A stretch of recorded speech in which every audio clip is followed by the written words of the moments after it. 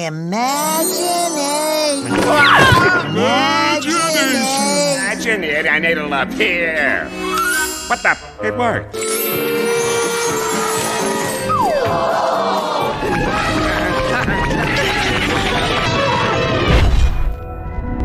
Hey Sleeper, selamat datang. Siapa nih yang kangen aku bawain alur cerita spesial SpongeBob lagi nih? Kali ini aku mau bawain alur cerita SpongeBob dari season terbarunya.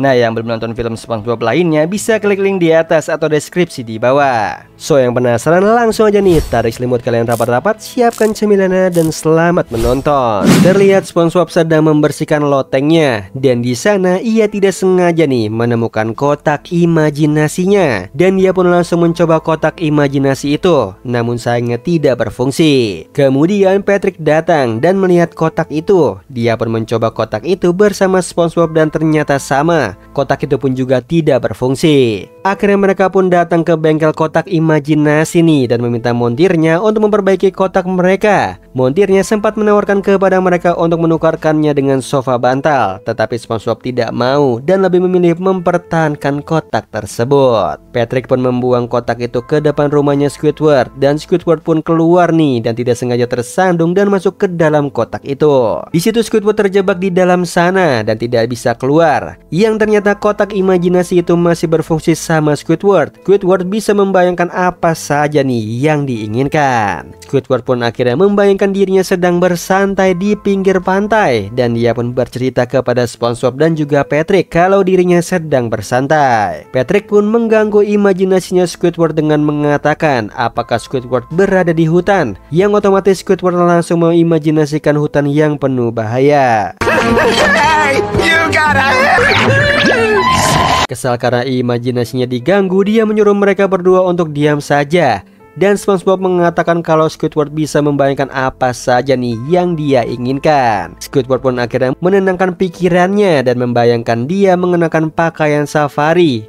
Namun sayangnya Patrick mengacaukan imajinasinya lagi nih dengan mengatakan kalau Squidward harus berhati-hati sama serangan gajah laut.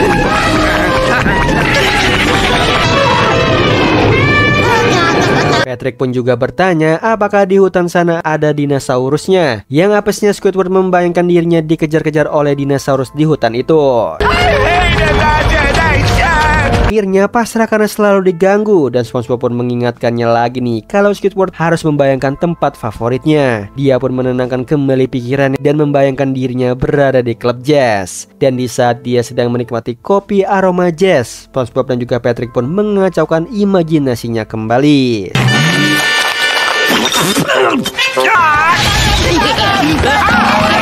Kesal karena diganggu lagi, Squidward pun berusaha menenangkan pikirannya dan lebih memilih untuk berada di tempat putih yang tenang dan tidak ada apapun di sana. SpongeBob dan juga Patrick mengatakan untuk berhati-hati nih karena dunia yang dimasuki Squidward itu dimensi Doodle. Dan SpongeBob mengirimkan gambarnya Doodle Bob kepada Squidward. Dihajar dan terus babak belur karena Doodle Bob.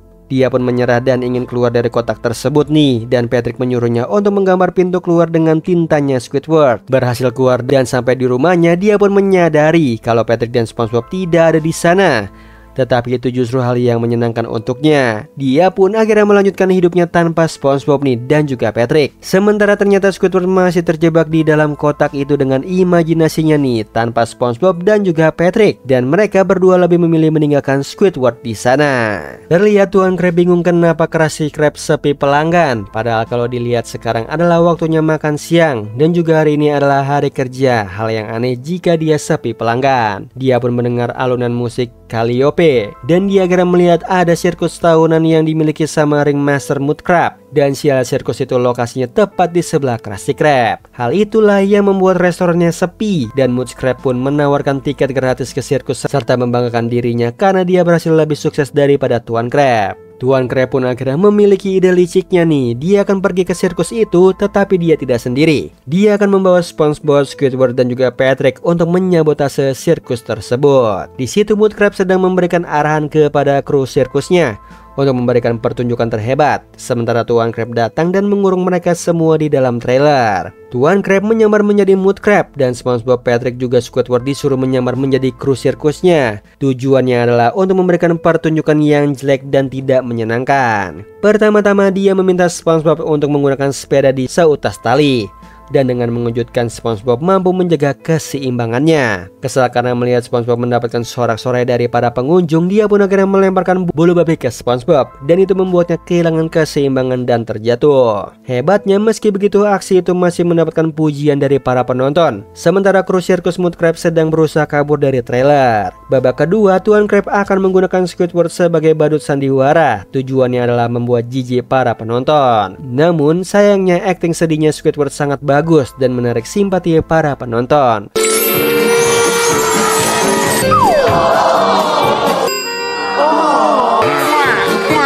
Kemudian pertunjukan ketiga, dia melepaskan beruang-beruang laut dan menyuruh Patrick menjadi beruang laut. Dia membawa Patrick ke pertunjukan dan menyuruhnya untuk berjalan dan menari di atas bola. Dan karena aksinya yang begitu kasar, para penonton jadi tidak suka nih sama Mud Crab palsu ini. Akhirnya Tuan Crab pun senang. Dia menyuruh para penonton untuk meminta refund saja dan membelanjakan uangnya ke Krusty Krab. Namun sayangnya situasinya berbalik. Patrick menyuruh Tuan Crab untuk menaiki bola itu sambil menari. Awalnya dia menolak nih, tetapi karena desakan dan paksaan dari para penonton, dia pun akhirnya melakukannya. Situ Mud Crab berhasil kabur dari sana dan dia langsung mendatangi tempat pertunjukan untuk balas dendam sama Tuan Crab. Akan tetapi sayangnya justru aksi mereka itu menjadi bahan pertunjukan yang menyenangkan untuk para penonton.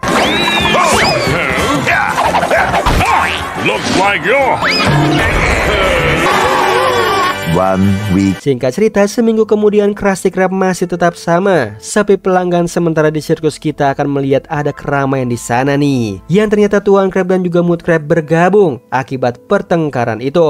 Dan membuat Tuan Crab betah di sirkus karena menghasilkan lebih banyak uang daripada di Krusty Krab. Di sini Plankton izin sama Karen untuk pergi berbelanja dan di tengah jalan dia diinjak sama orang. Setelah itu dia melanjutkan perjalanannya. Di sana dia bertemu dengan pedagang ilegal yang menawarkannya senjata bertenaga laser. Dia pun membeli senjata tersebut nih dan setelah itu dia pun diinjak sama pedagangnya. Senang karena memiliki sajam hebat, dia pun datang ke Krusty Krab nih untuk merampok resep rahasianya. Dalam keadaan babak belur dan sialnya dia justru diinjak lagi nih sama Bubble Bass. Kesal karena dirinya selalu diinjak-injak, istrinya Karen mengajaknya ke klub untuk menghibur suaminya itu. Namun karena kesal masih terus diinjak-injak juga, dia pun menciptakan helm laser yang secara otomatis menyerang kaki yang menginjak dirinya.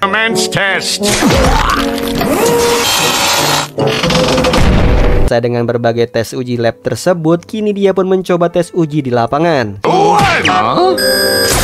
Kemudian dia bertemu dengan Sandy dan dia melihat Sandy sangat lincah dan bisa menghindari serangan helm lasernya dengan karate. Dan dia pun akhirnya meminta Sandy nih untuk mengajarinya teknik karate. Sandy awalnya perlu mengetahui dahulu nih tingkat pertahanan dirinya Plankton berada di level berapa dengan menguji menggunakan beberapa injakan. Sandy pun akhirnya mengajari Plankton dari pelatihan dasar. Sukses di pelatihan dasar, kini Sandy akan menguji Plankton untuk sparring partner dengan SpongeBob. Namun kesal karena masih kalah dan hampir menyerah, Sandy pun mengajari satu teknik lagi kepada Plankton nih. Ia pun berhasil menguasai teknik ini dan berhasil menumbangkan Sandy. Dan Sandy memperingati Plankton untuk menggunakan teknik itu hanya untuk self defense saja. Plankton pun akhirnya pergi dan langsung mencoba teknik itu kepada Bubble Bass dan ternyata itu berhasil. Pikiran jahatnya pun muncul nih. Dia pun akhirnya menggunakan teknik itu untuk menyerang Krusty Krab.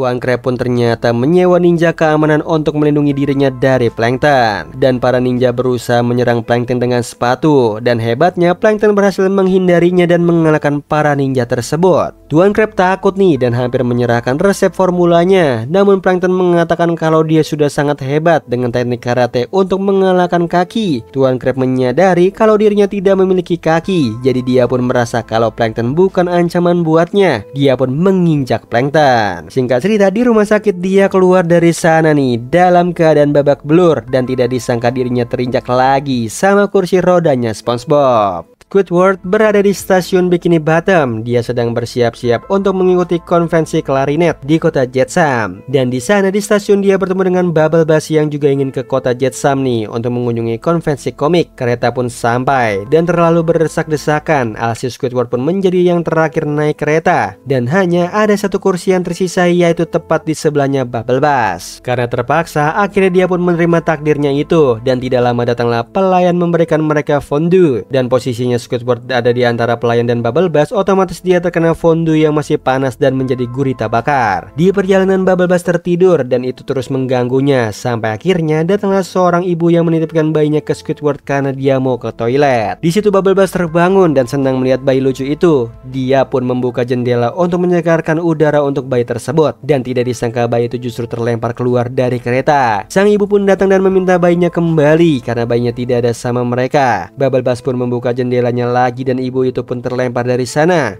Petugas tiket pun menagih tiket kepada mereka nih. Dan karena jendelanya masih kebuka, otomatis tiketnya terbang. Dan mereka pun diusir dari kereta mereka karena tidak mempunyai tiket. Squidward dan juga Bubble Bass akhirnya terpaksa berjalan sampai akhirnya menemukan peternakan milik Patua Jenkins. Tractor here. It's some horses.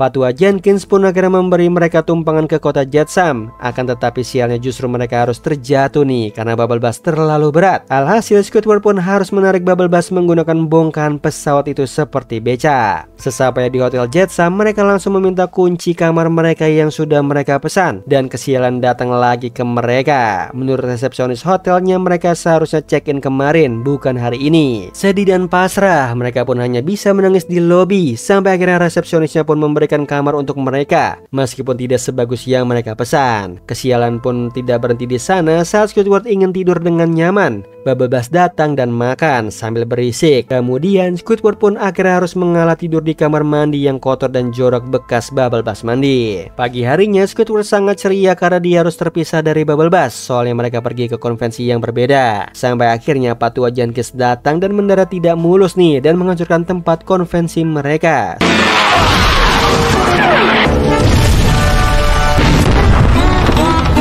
Mereka pun harus ke stasiun lagi untuk pulang. Dan karena tidak punya tiket, alhasil mereka pun harus menggunakan kereta pompa untuk pulang.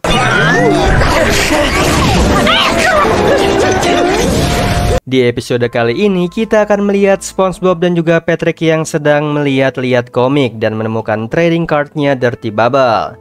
Bubble Bass yang mendengar mereka mendapatkan trading card paling langka akhirnya mengusir SpongeBob dan juga Patrick dan kemudian merebut kartu itu dan membelinya. Sesampainya di rumah, ia disuruh mandi nih sama ibunya karena ibunya mencium bau tidak sedap di situ. Saat mandi, ia pun menikmati trading card itu dan kemudian memakannya.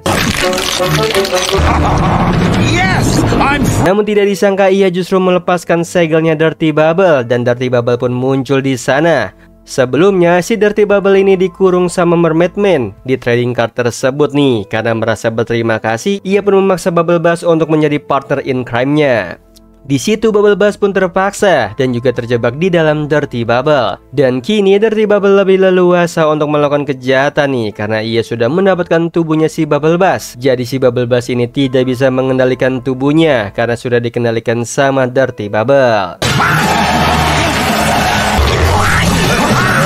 Mereka pun mulai melakukan kejahatan di bank. Bubble Bass pun mulai menikmati kejahatan tersebut nih. Dan bahkan seorang polisi yang ingin menangkap mereka pun harus diserang sama Dirty Bubble. Di tengah jalan, Bubble Bass merasa kelaparan. Ia butuh makanan untuk mengisi tenaganya. Dan ia pun mampir ke Krusty Krab. Dia pun langsung memesan semua Krabby Patty. Dan Tuan Krab sangat senang nih karena seluruh menunya dipesan. Dirty Bubble pun kenyang karena sudah makan banyak. Dan kemudian mereka mencuri uangnya Tuan Krab. Dan kemudian mengacak-acak Krusty Krab. Oh no! Pun pergi, sementara Tuan Krab dan juga Squidward, SpongeBob, dan Patrick pun bersembunyi di kantornya Tuan Krab. Di saat terdesak itu, SpongeBob ingin memanggil Mermaid Man, tetapi Tuan Krab menjelaskan nih kalau mereka tidak membutuhkan Mermaid Man lagi. Ia pun langsung menunjukkan pakaian superhero untuk melawan Dirty Bubble. Mereka pun akhirnya siap bertarung nih dengan Dirty Bubble menggunakan kostum superhero mereka. Watch the claws. Namun pada akhirnya semuanya kelelahan dan kalah melawan Dirty Bubble. Dan Dirty Bubble ternyata juga kelelahan karena energi jahatnya berkurang akibat pertarungan itu. Bubble Blast pun memiliki ide. Ia tahu tempat yang cocok untuk Dirty Bubble mengisi tenaganya. Tidak disangka mereka justru datang ke Chum Bucket dan memesan Chum di sana. Dirty Bubble pun langsung menikmati Chum itu karena Chum ini merupakan makanan paling menjijikan di Bikini Bottom. Makannya sesuai seleranya si Dirty Bubble.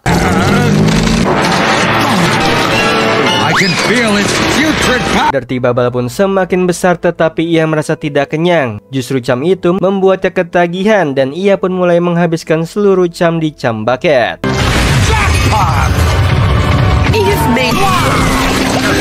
Tetapi karena terlalu banyak Chum yang ia makan, tubuhnya pun tidak mampu menampung itu semua. Dan kemudian Dirty Bubble pun meledak dan mengeluarkan semua Chum.